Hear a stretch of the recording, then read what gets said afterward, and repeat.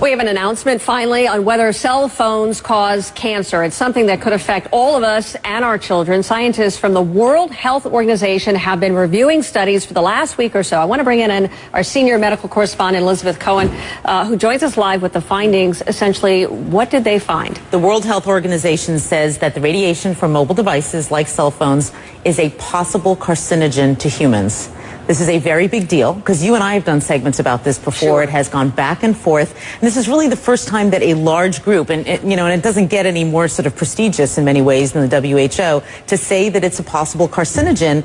It puts it in the company of several other kinds of things. And so I want to tell you what it is, and I think that might give people an idea of what we're talking about. It puts it in the company of things like lead is also a possible carcinogen, according to the WHO, as well as engine exhaust and chloroform.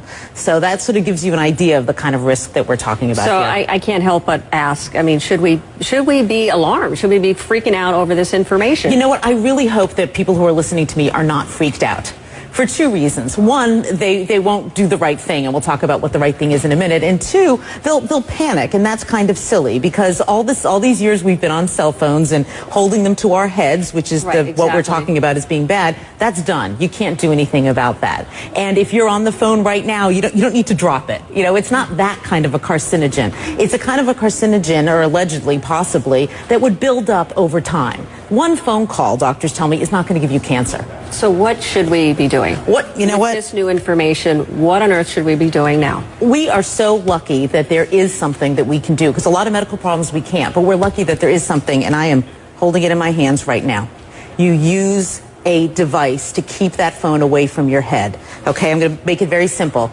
This is what experts that I talk to don't want you to do. This radiation is very close to your head.